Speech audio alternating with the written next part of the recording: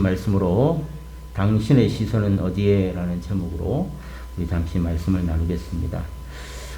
여러분, 어느 초등학교에서 있었던 일인데 구구단 시험을 봤습니다. 한번 맞춰보세요.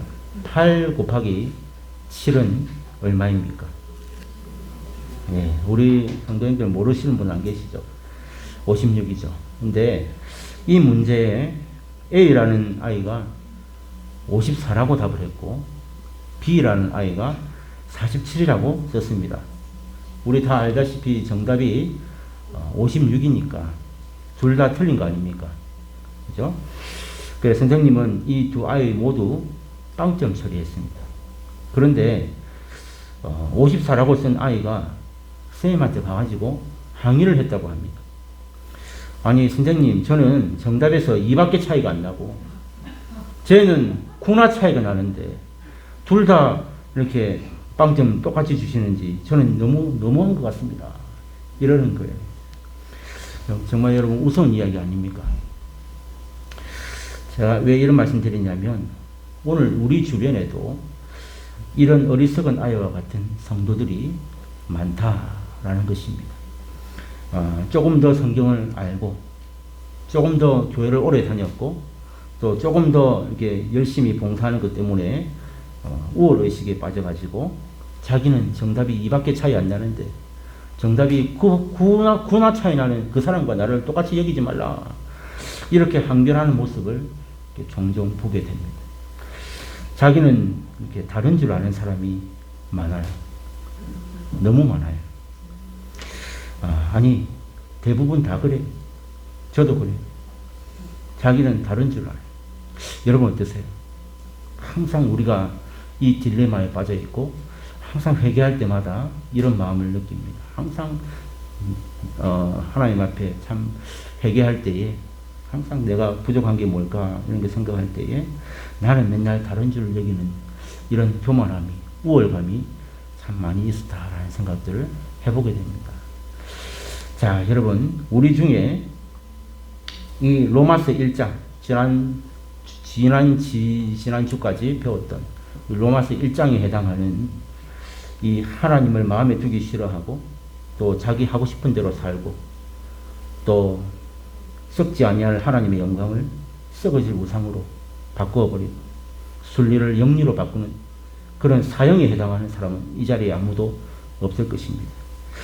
자, 그런데 여러분, 놀랍게도 자기도 모르는 사이에 로마서 2장의 유대인들처럼 율법도 지키고 직분도 받았고 수십 년을 교회에 다니는 완벽한 신앙인 같지만 사실은 그 마음속에 복음이 없는 그런 사람은 있을 수도 있다라는 사실이죠.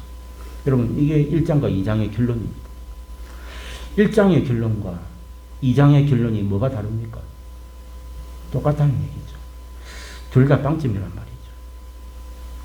그러니까 지금 오늘 이 유대인들은 이런 교만과 우월감에 빠져서 남을 판단하는 사람아, 이렇게 말씀하는데 로마서 2장 1절에 한번 보십시오. 지난주에 우리가 읽었는데 오늘도 같이 읽었는데 이 말씀이 정말 중요한 말씀이에요.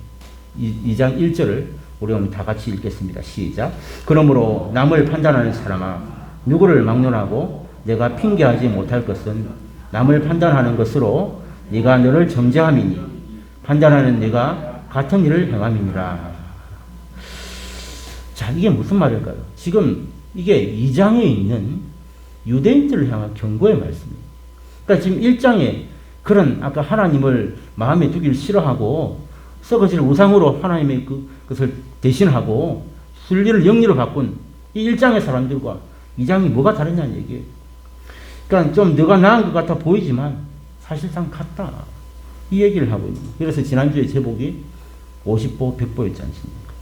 똑같은 이야기입니다. 근데 오늘 이제 이 같은 본문으로 이 1장과 2장의 이 전체적인 흐름 속에서 오늘 살펴보고 싶은 포인트는 뭐냐면 이 1절에서 5절 사이에 이 유대인들이 가졌던 치명적인 문제가 있더라는 거예요. 지금 오늘 1절부터 바울이 이 남을 판단하는 사람아 이렇게 지금 말하고 있는 이유가 있더라는 거예요. 어떤 이유냐? 유대인들이 지금 하나님께서 뭔가 원하시는 게 있단 말이에요. 이 유대인들에게. 그런데 유대인들은 지금 그게 뭔지를 모르고 있는 게 문제예요. 계속해서 하나님은 유대인들에게 원하는 것이 있지만 그들이 전혀 뭔지를 모르고 있다. 여러분 그게 뭘까요? 그걸 찾아야 돼요. 자, 오늘 그게 어디 나오냐면 본문 4절 5절에서 나옵니다. 정말 중요한 이야기. 자, 오늘 4절 5절을 한 번 더 여러분 그게 뭘까 한번 찾아보세요. 유대인들에게 하나님 계속 이 말씀을 하시는데 이거 모르고 있다는 거예요. 그게 뭔지 4절 5절에 분명하게 보입니다. 자, 우리 한번 4절 5절 읽어보겠습니다. 시작. 혹 내가 하나님의 인자하심이 너를 인도하여 회개하심을 알지 못하게 하여 그의 인자하심과 용납하심과 길이 참으심이 풍성함을 멸시하느냐. 다만 내 고집과 회개하지 아니한 마음을 따라 진노의 날 곧 하나님의 의로우신 심판이 나타나는 그날에 이 말 진노를 내게 쌓는도다. 아멘. 이 4절과 5절에서 계속 강조하고 있는 게 있습니다. 제가 색깔로도 칠해놨습니다. 여러분 2장에 보시면 그 위에 보면 하나님의 심판이라고 여러분 성경책에 제목이 적혀 있죠. 이게 지금 2장의 핵심 메시지예요. 하나님의 심판이 핵심입니다. 계속해서 지금 심판을 강조하고 있는데 그런데 오늘 이 본문에서 가르쳐 주는 게 뭐냐면 그 심판이 왜 오냐는 거예요. 심판을 강조하는데 그 심판이 왜 오냐? 오늘 본문의 4절 5절에 보세요. 회개하게 하심을 알지 못하여 라는 말씀 4절. 5절에는요. 내 고집과 회개하지 아니하는 마음을 따라 진노를 쌓는다. 즉 오늘 이 심판이 오는데 그 이유가 뭐라는 거예요? 회개하지 않았다. 라는 것을 분명하게 말씀하고 있습니다. 그런데 유대인들은 지금 그걸 전혀 모르고 있다는 게 자기들의 문제를 이게 하나님 앞에 나아가서 해결하려고 하지 않고 유대인들은 스스로 해결할 수 있다고 믿었어요. 어떻게 해요? 우리가 잘 아는 유대인들의 모습이 어떻습니까? 선행을 행하고 또 율법을 철두철미하게 지키고 하루 3번 기도하고 금식하고 하여튼 사람들 앞에 보이는 일들은 얼마나 잘합니까? 이런 것들로 자신의 문제를 해결하려고 하고 내가 하나님 앞에서 얼마나 어렵고 죄가 없고 바로 사는지 이런 것들을 보여주려고 했던 자들이 바로 이 유대인들 아닙니까? 그런데 결국은 뭡니까? 형식은 있었지만 그 속에 뭐가 없었다고요? 복음이 없었다. 예수님께서 그 유대인들을 향해서 독살자시다.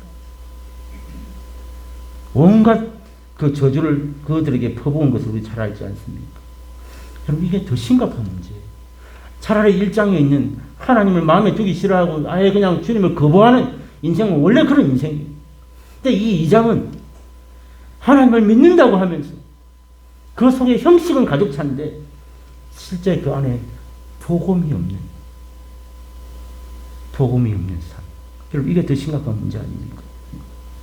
그러니까 이 사람들이 어떤 모습으로 나타났을까요? 자신은 모릅니다. 자기 자신을 몰라요. 그러니까 남들보다 율법도 잘 지키고 남들보다 금식도 많이 하고 남들보다 성경도 많이 알고 이런 우월감 때문에 항상 다른 사람을 판단하고 비판하고 수근거리고 이게 이들의 모습이었다라는 것이죠. 여러분 이게 유대인들의 시각이었습니다. 자기 자신을 모르니까 항상 남을 판단하는 사람아 1절. 여러분 이 1절이 정말 중요한 거예요. 남을 판단하는 사람아. 이게 유대인들의 시선이었습니다. 항상 자기의 모습을 모르니까 남만 보이는 거예요. 남을 판단하는 사람아. 이것이 유대인들의 시선이었고 혹 오늘 우리의 모습은 아닌가. 여러분 이 문제가 왜 벌어졌다고요? 회개하지 않아요. 오늘 주님은 이 심판의 대상에서 그 원인이 뭐라고요? 이렇게 하나님께서 기다리고 애통하게 기다리는 이유가 회개하기를 원하시는 이 하나님의 원 목적을 깨닫지 못하고 오직 자기들의 그 우월감으로 남을 판단하는 시선 혹 오늘 우리의 모습은 아니냐. 이것이 오늘 2장 1절에서 5절까지의 메시지입니다.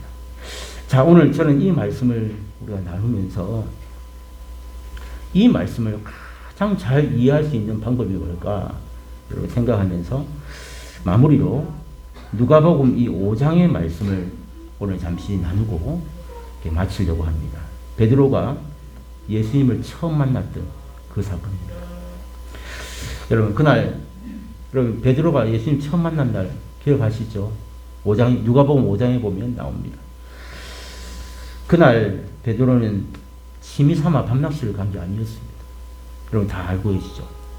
베드로가 처음 주님을 만난 날 밤낚시를 취미로 간 게 아니라 그는 그 고기를 잡아야 가정의 살림을 이루고 생계를 이어가는 사람이에요. 그 고기 잡아 사는 어부였습니다. 베드로.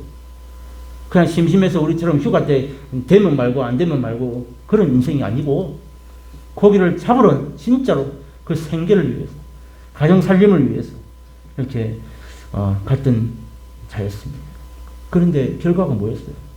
밤새도록 그물을 내리고 자기가 늘 하던 곳인데 오늘따라 고기가 한 마리도 안 잡혔다는 거예요. 그게 누가복음 5장에 나옵니다. 아니 늘 이 베드로가 그 갈릴리 바닷가에서 자란 사람 아닙니까? 그럼에도 불구하고 그 고깃길 물길을 그냥 다 아는 사람이었음에도 불구하고 그날은 어찌된 판인지 한 마리도 못 잡았다는 거예요. 이게 그때 이 베드로가 주님을 만났는데 주님을 처음 만났을 때 이 베드로의 모습은 바로 빈배였다는 거예요. 그래서 주님께서 그 베드로에게 뭐라고 말씀하셨어요? 우리 잘 아는 이야기 있잖아요. 주님께서 베드로를 보고 뭐라고 하셨어요? 처음에 깊은 데로 가서 그물을 던져라. 이 말씀을 하셨어요.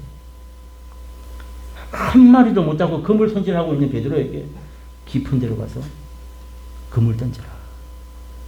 또 그러니까 베드로가 뭐라고 합니까? 내가 밤새도록 수고하고 한 마리도 잡은 것이 없지만은 뭐라고 해요 베드로가? 말씀에 의지하여 그물을 내리리이다 그랬잖아요. 이게 처음 주님과 베드로가 만나서 대화하는 장면들입니다.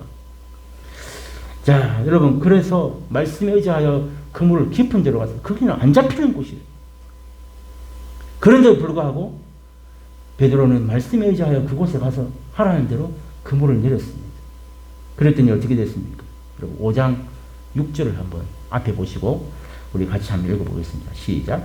그렇게 하니 고기를 잡은 것이 심히 많아 그물이 찢어지는지라. 아멘. 자, 정말 그 시간에 그 아침에 말이죠. 그 깊은 곳에 물고기가 있을 리가 없는데 말씀에 의지하여 그물을 내렸을 때에 그물이 찢어질 만큼 많은 고기를 잡았다라는 이야기입니다. 놀라운 일이 일어난 것이죠. 밤새도록 한 마리도 못 잡고 낙심해 있던 그 베드로가 주님을 만나고 나서 이 만선의 기쁨, 여러분 이 배경을 다 읽어보시면 이미 다 알고 계시겠지만 그 고기가 너무 많아서 다 채울 수가 없어서 옆에 배까지 다 막 난리가 났지 않습니까? 그물이 찢어질 정도로 배에 다 싣지 못할 만큼 엄청난 사건을 이 베드로가 경험을 하게 됩니다. 자, 그러면 여러분 같으면 이제 어떻게 반응하시겠어요? 야, 이분 찐이네. 요즘 말로. 진짜 찐이네. 깜짝 놀랐잖아요. 야, 이분 찐이네. 그러면서 감사합니다. 주님 감사합니다. 감사합니다 하면서 주님 내일도 좀 부탁합니다. 그러지 않겠어요? 아니, 우리 이참에 동업합시다. 배는 있고 내가 예수님 길만 인도하십시오. 그럼 우리 반정합시다. 그럼 제가 참 그렇게 할 겁니다. 아니, 이 한 번으로 끝나겠어요? 이 세상에 어떤 사람인데, 뭐, 지금 이 시간에 깊은 데로 가서 그물을 내리라는데, 말도 안 되는 소리인데, 순종했더니, 물고기가 이렇게 많이 잡히는 거예요. 그럼 오늘만 잡아요? 내일은 어떻게 해요? 잡아야죠. 그러니까, 저 같으면, 그, 동업하자고 당연히 놓을 것 같아요. 내일도 부탁하고, 그 다음, 반땡해도 안 할까? 아니, 한 마리도 못 잡는 날도 있는데, 반지면 어때요? 이야. 그런데 여러분, 이렇게 주님의 바지 가랑이를 붙잡고, 이게 늘어져야 정상 아니겠습니까? 그런데, 그 다음에 나오는 이 베드로의 반응을 보세요. 너무 이상합니다. 5장 8절 한번 보세요. 우리 다 같이 읽습니다. 시작. 시몬 베드로가 이를 보고 예수의 무릎 아래에 엎드려 이르되 주여 나를 떠나소서 나는 죄인이로소이다 하니. 여러분 이게 무슨 뜬금없는 이야기예요. 여러분 이게 맞아요? 제가 맞아요? 제가 맞죠. 아니 밤새도록 한 마리도 못 잡은 사람이 이렇게 만선을 경험하고 그물이 찢어질 만큼 수많은 고기를 잡았는데 내일도 잡고 모레도 잡으려면 그 사람 잡아야지. 동업합시다. 이게 안 맞아요. 그런데 베드로의 반응을 한번 보세요. 이 무슨 뜬금없는 이야기입니까? 정말 한 마리도 못 잡은 험한 마음으로 주님을 만났다가 야 드디어 내가 이 만선의 기쁨을 이렇게 맛보았는데 그 상황에서 이 베드로가 해야 될 반응은 저는 이제 당장 예수님만 따라다니겠습니다. 이래도 시원찮을 판인데 오늘 그가 나온 반응은 주님 나를 떠나소서 나는 죄인입니다. 이러고 있는 거예요. 이게 무슨 말입니까? 여러분 진짜 왜 그랬다고 생각하세요? 제 말이 안 맞아요? 반응이 없으시네. 여러분 저는 제가 맞다고 생각해요. 근데 왜 무슨 일이 있었어요? 여기서 나는 죄인입니다가 왜 나와요? 진짜 왜 그랬을까요? 여러분 이 과정을 한번 잘 생각해 보세요. 베드로는요 지금 자신이 그렇게 간절히 원하는 것을 얻었습니다. 그렇잖아요. 밤새도록 찾아 헤매던 것을 두 손 가득히 쥐어왔습니다. 그것도 자기가 한 게 뭐 있어요? 그냥 은혜로 말이죠. 하라는 대로 해가지고 그냥 올렸더니 수많은 고기를 그저 은혜로 잡은 거예요. 자기가 가장 중요하게 여겼던 먹고 사는 문제가 한 방에 해결됐잖아요. 여러분 이게 생계란 말이죠. 물고기를 잡아야 팔아서 먹고 사는 집인데 이거를 한 마리도 못 잡았으니 그날 어떻게 하나 공쳤다는 거예요. 그런데 이렇게 주님을 만나서 두 손 가득히 인생의 이 먹고 사는 문제가 한 방에 해결되었어요. 그런데 자신을 가리켜서 죄인이라고 하면서 나는 더러운 죄인입니다. 나는 무능한 죄인입니다. 이러면서 주님 여기 떠나달라고. 이렇게 반응하는 이 베드로의 모습. 여기서 그럼 그 사이에 도대체 무슨 일이 일어났을까? 안 궁금하세요? 자기가 그렇게 원하던 그 물고기 다 잡았는데 왜 떠나라고 하냐고. 붙잡아야지. 여기 나는 죄인입니다. 이게 무슨 이야기일까? 여러분, 이 예수님께서 베드로의 이 인생 문제를 단번에 해결해 주신 그 순간에 베드로는 자기의 시선을 돌려서 한 곳으로 고정시켰습니다. 자기의 시각이 어느 한 곳으로, 자기의 눈이 어느 한 곳으로 보게 되었다는 거예요. 그게 어디였겠습니까? 그가 시선을 돌린 곳은 이 빈배란 이 삶의 문제도 아니고 이제 만설이 된 풍요로운 삶도 아니었습니다. 그의 눈이 간 곳은 바로 자기 자신을 보게 되었다. 난 이 사실을 여러분, 이 베드로의 주님을 만난 이 사건은 우리에게 가르쳐주는 놀라운 메시지입니다. 여러분 인생에서 가장 중요하게 여겼던 이 먹고 사는 문제 앞에서 자신의 힘으로는 한 마리도 못 잡았어요. 근데 주님께서 단번에 해결해 주심을 보면서 이건 불가능한 일이었습니다. 그 낮에 깊은 곳에 주님이 말하는 방식은 완전히 우리의 상식을 말도 안 되는 이야기였어요. 근데 이 사실을 해결해 주시는 주님을 보면서 그는 그 과정 앞에 주님, 이분이야말로 메시아이시구나.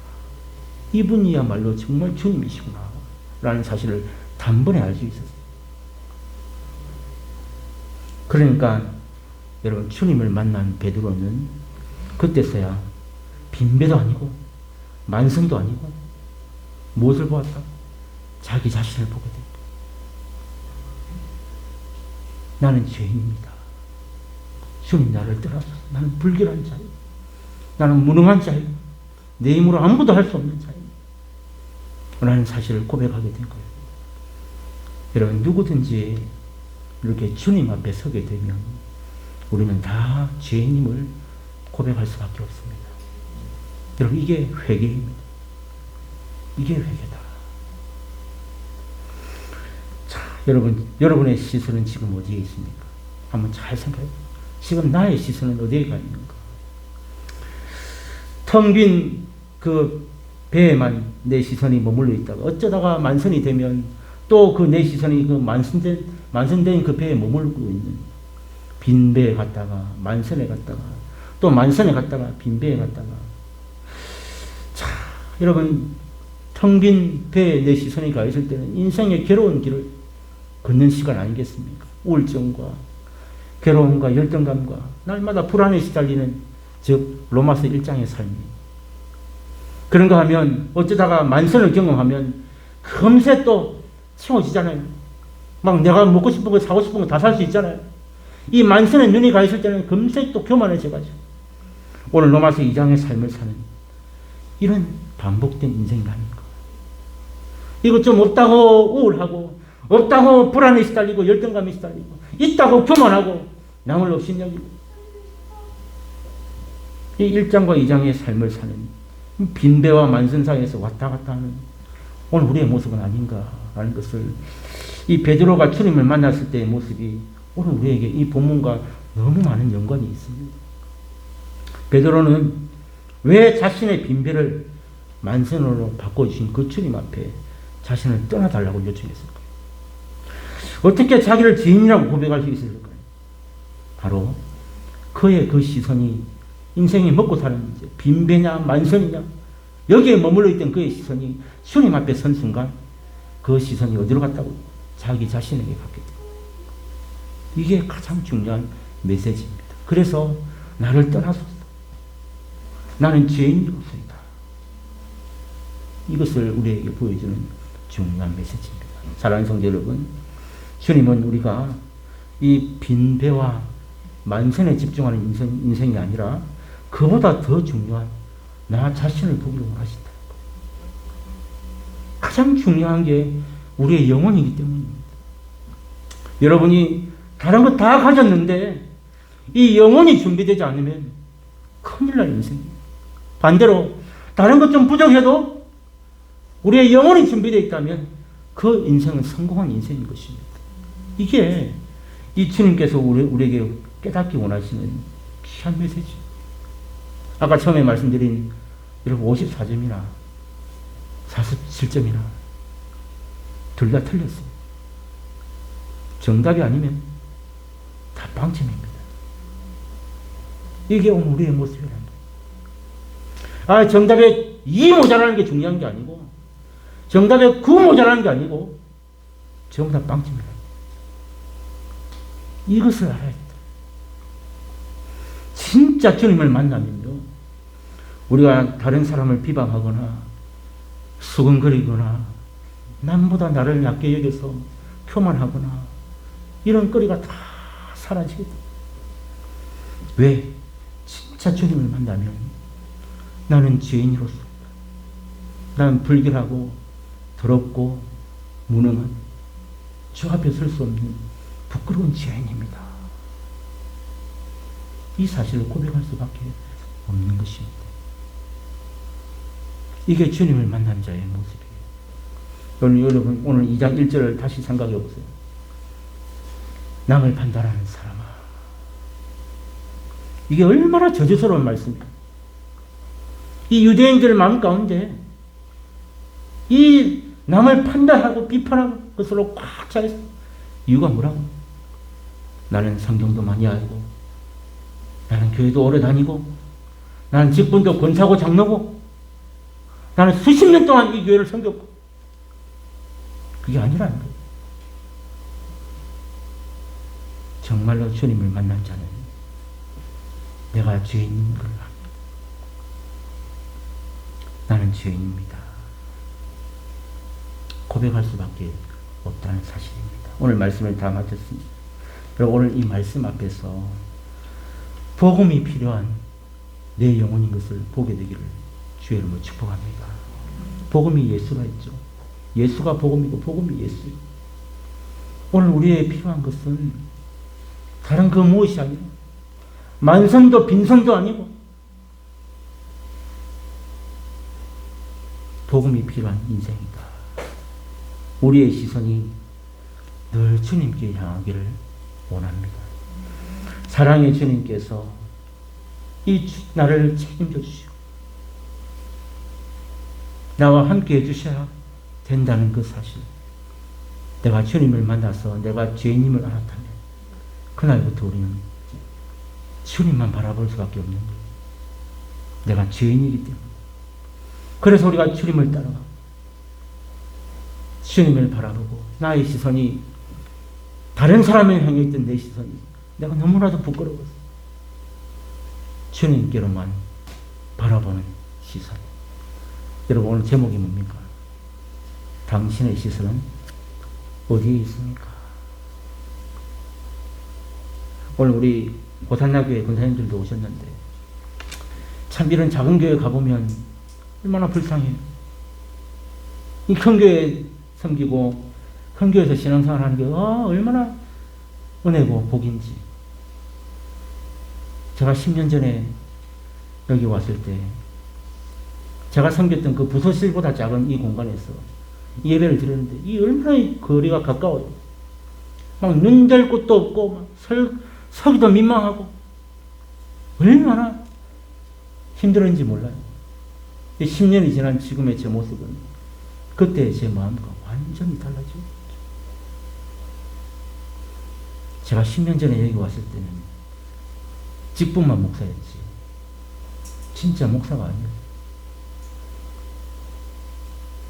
근데 진짜 주님을 이 광야에서 만났을 때 제가 우리 성도들에도 고백했어요. 내가 얼마나 부끄러운 사람. 여러분 주님을 만난 자는 죄인인 것을 고백하지 아니할 수 없고 다른 사람을 비방하고 수군거리고 우월감이 아닌 그래서 감사로 주님께로만 시선이 향한다. 이 베드로가 보여준 나는 죄인으로서이다. 주님 나를 떠나소서.